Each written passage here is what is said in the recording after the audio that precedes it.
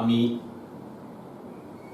নারায়ণপুর উচ্চ বিদ্যালয়ের শিক্ষক তাপস ভৌমিক। বুনিয়াদপুর মিউনিসিপ্যালিটির পক্ষ থেকে যে অনলাইন ক্লাসের ব্যবস্থা করা হয়েছে, এই কোভিড-19 নামক যে দুরারোগ্য একটা ভাইরাসজনিত যে অসুখ, সেই অসুখের কারণে, সেই অসুখ চারিদিকে ছড়িয়ে পড়ায় আমরা যে একটা প্রতিকূল পরিস্থিতির মধ্যে দিয়ে যাচ্ছি, সেই পরিস্থিতিতে আমাদের ছাত্রছাত্রী এবং শিক্ষা ব্যবস্থা পুরোটাই একটা ক্ষতির মুখে আমরা পড়েছি। এবং সেই ছাত্রছাত্রীদের কথা মাথায় রেখে বুনিয়াদপুর মিউনিসিপ্যালিটির উদ্যোগে আমরা অনলাইন পড়াশোনার একটা ব্যবস্থা করেছি। এবং সেই কর্মসূচির অংশ হিসাবে আজকে আমাকে অষ্টম শ্রেণীর ইংরেজি বিষয়ের উপরে একটা ক্লাস আমাকে দেওয়া হয়েছে।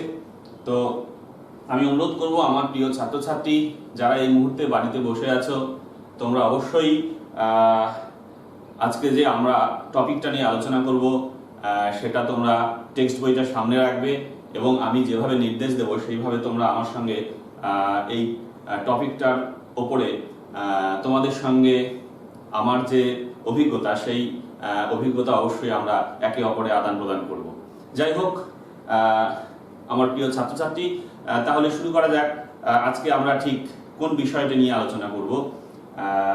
অষ্টম শ্রেণীর আমরা যে বিষয়টি নিয়ে আজকে আলোচনা করব, লেসন 4 সাবজেক্ট ইংলিশ। লেসন 4 এ যে টপিকটা আছে সেটা হলো great escape, the great escape. এই যে গল্পটি, এই গল্পটি লিখেছেন সুগতা বোস এবং নির্দিষ্ট করে এই যে দ্য গ্রেট এসকেপ, এই পুরো গল্পটা আমাদের একটি ক্লাসে সম্পূর্ণ আলোচনা সম্ভব নয়, তাই আমরা একটি নির্দিষ্ট অংশ, দ্য গ্রেট এসকেপ নামক এই গল্পটির একটি নির্দিষ্ট অংশ আমরা সাব টপিক হিসাবে আজকে আমরা সবাই এটা নিয়ে আলোচনা করব এবং আমাদের অভিজ্ঞতা শেয়ার করব। মূলত ফার্স্ট 2 প্যারাগ্রাফস, অর্থাৎ দ্য গ্রেট এসকেপ এই যে টেক্সটটি রয়েছে তার প্রথম দুটো প্যারাগ্রাফ এবং সেটি টেক্সট বইয়ের পেজ নম্বর 31 এবং 32 তে তোমরা পেয়ে যাবে।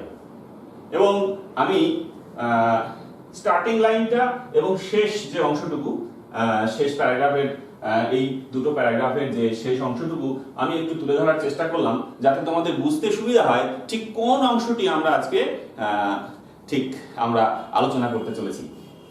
লুকিং পেল, শুরুটা লুকিং পেল, অর্থাৎ ফার্স্ট প্যারাগ্রাফে লুকিং পেল দিয়ে শুরু এবং 32 পাতার যে শেষ অংশটুকু ফর দেয়ার জার্নি। এই দুটো প্যারাগ্রাফ আমরা দুঃখিত, এই দুটো পেজের এই অংশটুকু অর্থাৎ এখানে মূলত 31 পাতা এবং 32 পাতায় যে টেক্সটটুকু দেওয়া আছে সেই অংশটুকু নিয়ে আমরা আজকে আলোচনা করব। লুকিং পেল থেকে শুরু করে ফর দেয়ার জার্নি এখানে আমরা শেষ করছি এবং এই অংশটুকু রয়েছে পেজ নম্বর 31 এবং 32 এ। তাহলে হয়তো আমি বোঝাতে পারলাম পরিষ্কার করে ঠিক আমরা আজকে কি আলোচনা করতে যাচ্ছি। এবারে আমরা দেখব দ্য গ্রেট এসকেপ। এই দ্য গ্রেট এসকেপ, এই যে title of the story the great escape, এর একটা বিশেষ অর্থ অবশ্যই আছে। তোমরা একটি কথা মাথায় রাখবে অবশ্যই, যে কোনো ধরনের গল্প বলো বা কোনো কবিতা বলো, সেটাকে যখন কোনো টাইটেলে এনটাইটেল করা হয় অবশ্যই তার একটা নির্দিষ্ট কিন্তু গুরুত্ব রয়েছে।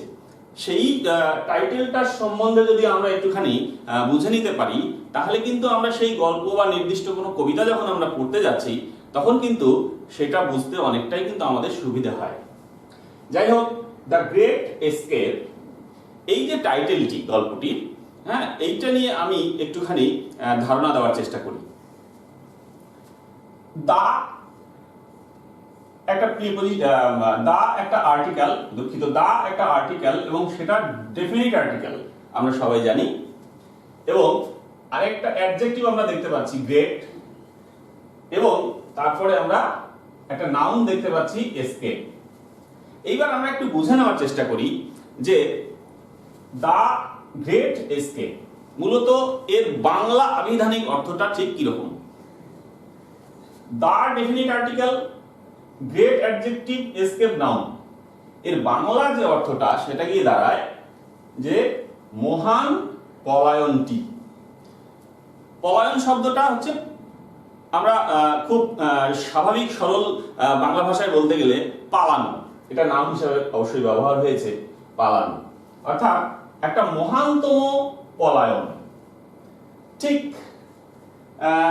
বিষয়টা একটু হয়তো কিরকম মনে হবে যে একটা পলায়ন বিষয়টা আবার মহান কি করে হয়, হয়তো তোমাদের মধ্যে একটি এরকম ধরনের প্রশ্ন মনের মধ্যে আসতে পারে।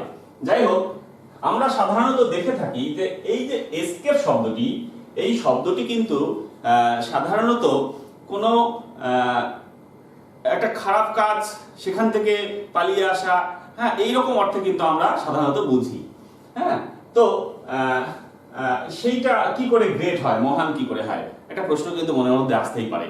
যাই হোক, একটু শেয়ার করার চেষ্টা করি। আমার যেমনটি মনে হয়েছে যে এই এসকেপটা, হোয়াই ইজ এসকেপ গ্রেট। তো এসকেপটা আমরা যেটা বললাম, ন্যাচারালি যেটা জানি যে যদি আমি একটা উদাহরণ দেই, ধরো যে the thief escaped from the jail, অর্থাৎ চোরটি জেল থেকে পালিয়ে গেছে। তার মানে এখানে একটা সে একটা বাঁচার তাগিদে কোনো খারাপ কাজ থেকে সে পালিয়ে গেছে। তো such a kind of escape can never be great. So why here such escape is great? This is the question. তো এখানে এই এসকেপটা গ্রেট কেন, একটু বলার চেষ্টা করি। যদিও আমরা যখনই এই টেক্সটটা খুব ভালো করে পড়ব, তখন আমরা এর উত্তরটা কিন্তু খুব সহজেই পেয়ে যাব যে এই এসকেপটা কেন great.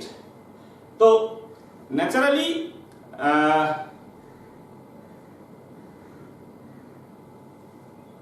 an escape is great whenever such a kind of escape is for the sake of the welfare of something, such as for the country, welfare of the country, welfare of the society, and so on.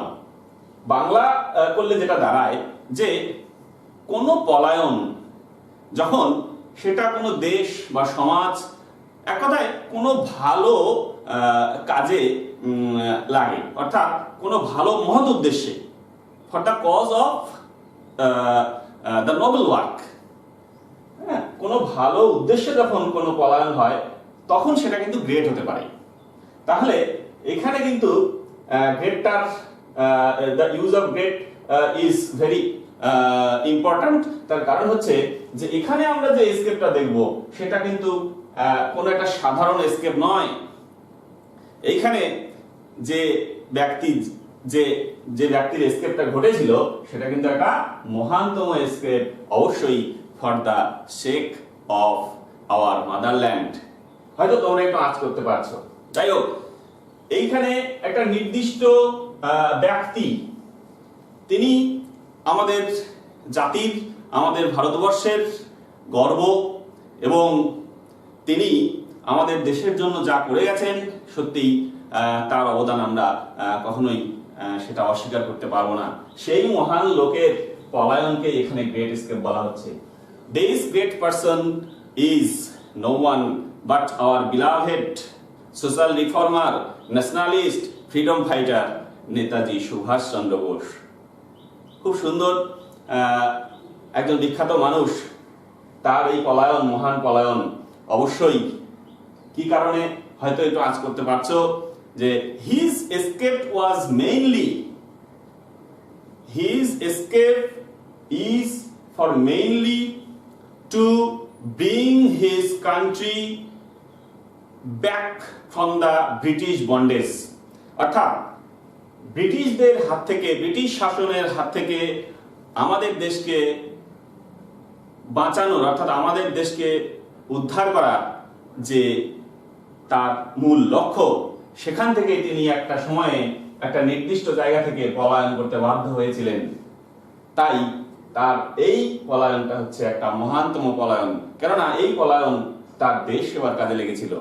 হয়তো খুব সুন্দরভাবে আমি তোমাদেরকে তুলে ধরতে পারলাম বিষয়টা। যদি কোথাও কোনো অসুবিধা হয় অবশ্যই আমাদের হোয়াটসঅ্যাপ নাম্বার দেওয়া আছে, পরবর্তীকালে তোমাদের কোশ্চেন সেখানে পাঠিয়ে দিতে পারো কিন্তু, তাহলে আমরা কিন্তু সেটা সঠিক উত্তর দেওয়ার চেষ্টা করব। যাই হোক, এইবারে দ্য গ্রেট এসকেপ আমরা একটুখানি বুঝে নিলাম যে এই এসকেপটা কেন গ্রেট। যাই হোক, এবারে এই গল্পটা যিনি লিখলেন তিনি হলেন সুগাতা বোস। তো এই সুগাতা বোসটা কি আমাদেরকে একটুখানি জানা দরকার। তিনিও কিন্তু আমরা যে ব্যক্তির সম্বন্ধে আমরা আজকে আলোচনা করব সেই ব্যক্তির কিন্তু পরিবারেরই একজন, সুগাতা বোস।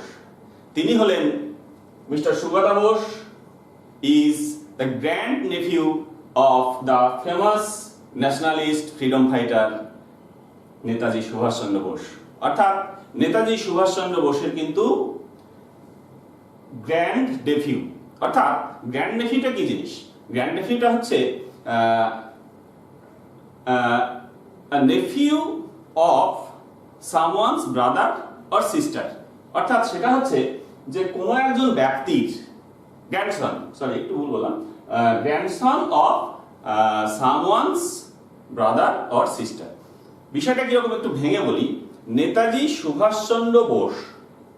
সুভাষচন্দ্র বোসের যে ভাইপো ছিলেন শিশির, হ্যাঁ, সেই শিশিরের ছেলে সুগাতা বোস। তাহলে বিষয়টা বোঝা যাচ্ছে যে নেতাজি সুভাষচন্দ্র বোসের সঙ্গে সুগাতা বোসের ঠিক সম্পর্কটা কিরকম। অর্থাৎ সুগাতা বোস হলেন শিশির কুমার বোসের ছেলে, যে শিশির কুমার বোস কিন্তু নেতাজি সুভাষচন্দ্র বোসের ভাইপো। তাহলে হয়তো সম্পর্কটা আমি বোঝাতে পারলাম। এই ভদ্রলোক তিনি কিন্তু তার সেই পরিবারের যে মহান ব্যক্তি নেতাজি সুভাষচন্দ্র বোস, তার সম্পর্কে তিনি এই টেক্সটখানি লিখলেন, গল্পখানি লিখলেন, দ্য গ্রেট এসকেপ। তিনি মূলত সুগাতা বোস তার এই যে দ্য গ্রেট এসকেপ যে নামাঙ্কিত গল্পটি, তার বিখ্যাত একটি রচনা, সেই বিখ্যাত একটি রচনা থেকে কিন্তু তিনি এটি নিয়েছিলেন। বিখ্যাত একটি রচনা, সেটা হচ্ছে হিজ ম্যাজেস্টিজ অপোনেন্ট। সুগাতা বোসের বিখ্যাত লেখা his ম্যাজেস্টিজ,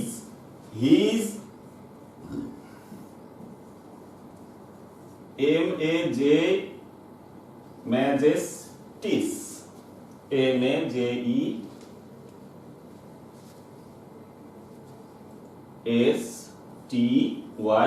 MAJESTYS, His Majesty's Opponent।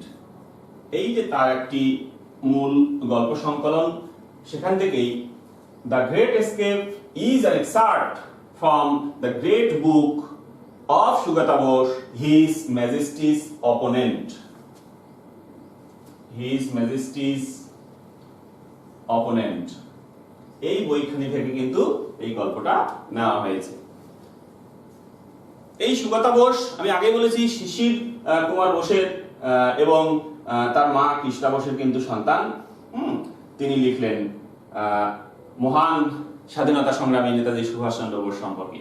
যাই হোক, আমরা মূল পাঠে ফিরে আসি। 31 এবং 32 পাতায় তিনি যেটা লিখলেন সেটা সম্পর্কে। আমি প্রথমে, তোমরা অবশ্যই টেক্সট বইটা সামনে রাখবে, আমার সঙ্গে একটু মিলিয়ে নেবে। প্রথমে আমি as per pronunciation and the language style এইসবের উপরে একটা বেস করে আমি প্রথমে ফার্স্ট অফ অল আমরা একটা প্রথমে রিডিংটা পড়ে নিই, তারপরে আমরা ধীরে ধীরে সেটা বাংলা মানে করে করে ওয়ার্ড বাই ওয়ার্ড বোঝার চেষ্টা করব।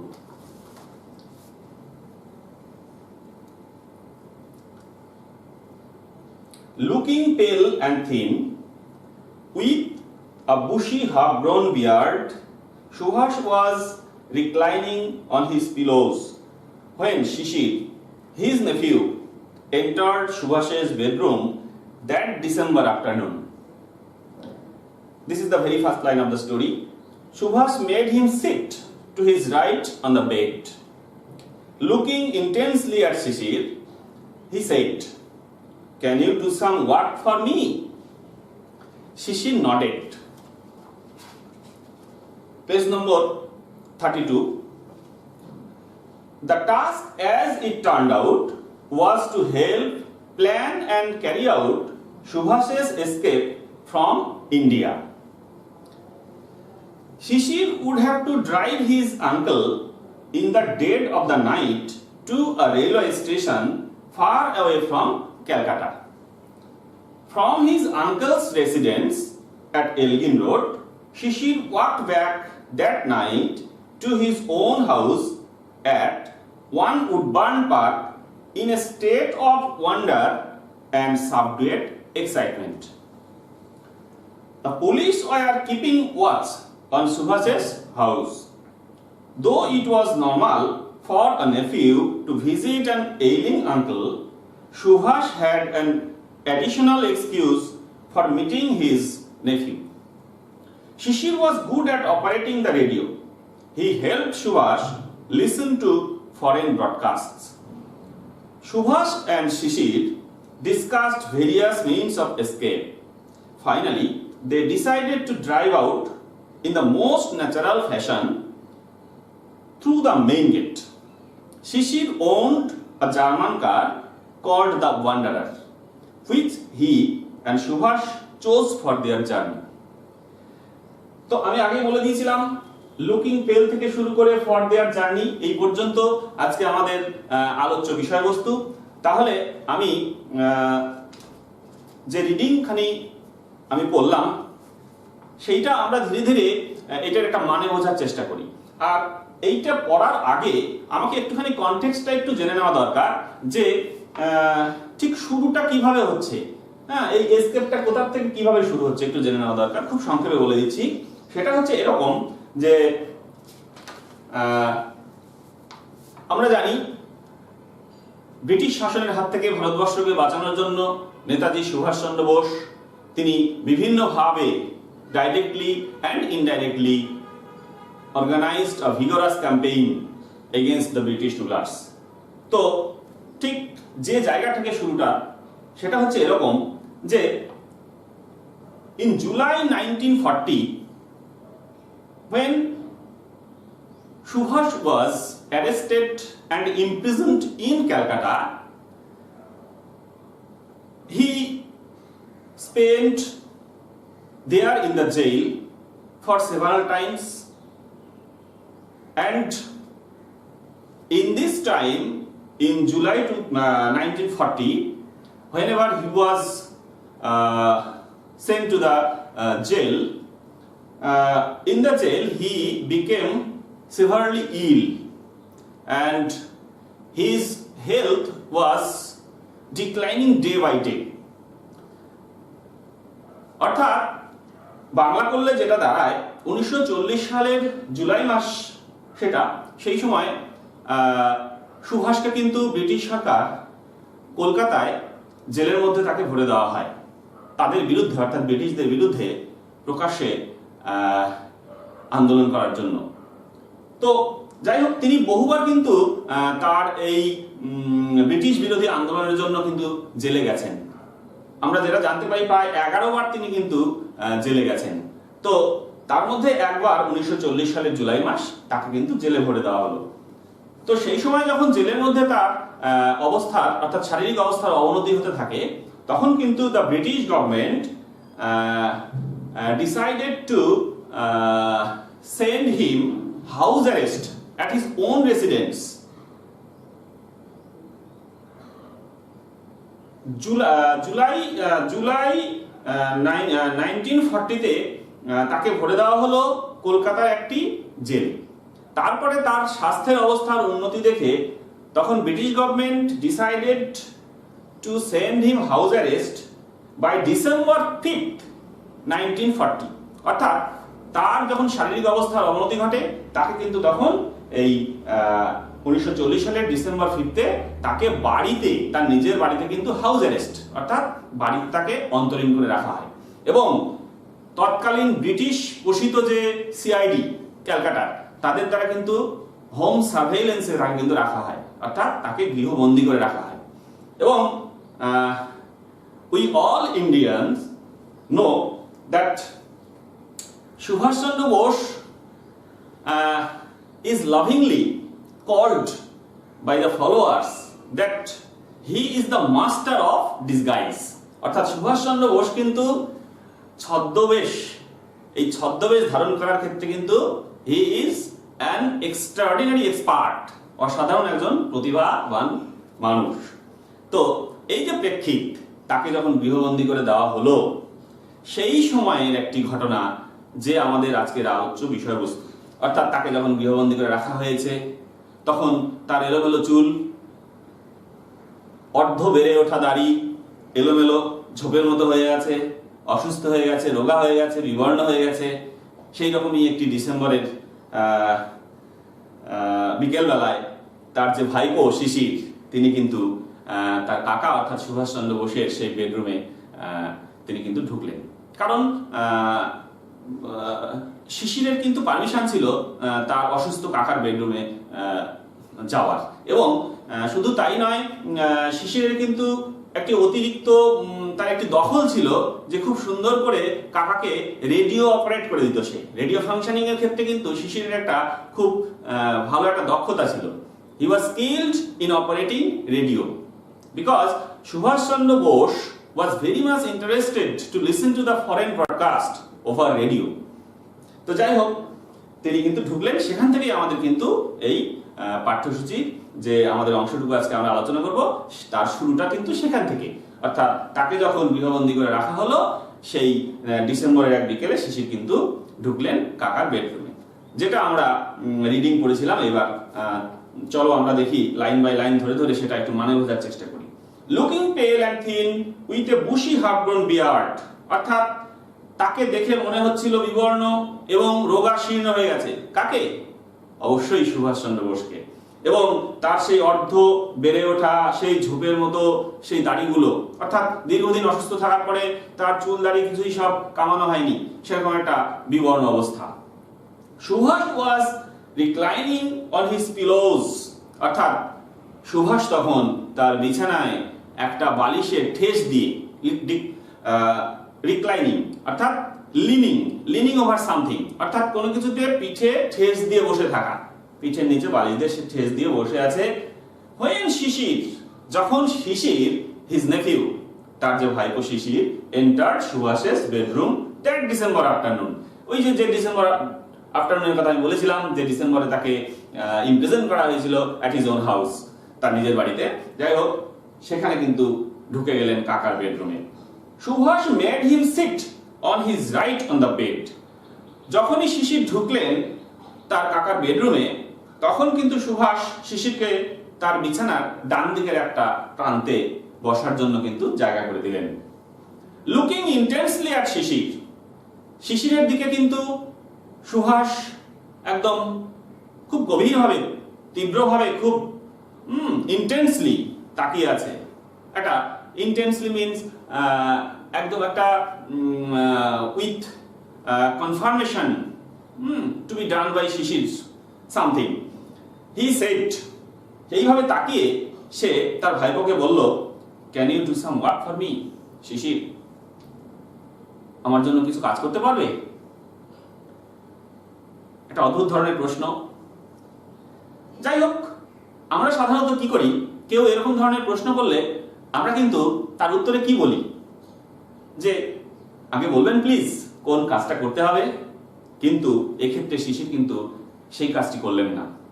তিনি শুনে সঙ্গে সঙ্গে Sisir nodded. Nodded means moving his head with the sign of affirmation to do the work that was said by Subhas Chandra Bose, অর্থাৎ তিনি মাথাটা নড়ালেন তার সম্মতি সূচক চিহ্ন দিয়ে, যে হ্যাঁ, আপনি যে কাজটা আমাকে করতে বলেছেন আমি সেটা করতে পারবো, উইদাউট এনি হেজিটেশন, কোনো রকম দ্বিধাবোধের মধ্যে না গিয়ে। এবারে চলো আমরা 32 নম্বর পাতায় দেখি কি আছে। এবার the task as it turned out, আমরা পরে যেটা জেনেছিলাম যে কাজটা হলো was to help plan and carry out সুভাষের escape from India, অর্থাৎ সুভাষকে ভারতবর্ষ থেকে তাকে পালানোর পরিকল্পনা করে দিতে হবে এই কাজ। শিশির would have to drive his uncle, শিশিরকে কি কাজ করতে হবে, তার কাকাকে in the dead of the night to a railway station far away from Calcutta, অর্থাৎ কলকাতা থেকে দূরবর্তী একটা স্টেশনে কিন্তু তাকে বহন করে নিয়ে যেতে হবে। From his uncle's residence at Elgin Road, Shishir walked back that night to his own house at 1 Woodburn Park in a state of wonder and subdued excitement.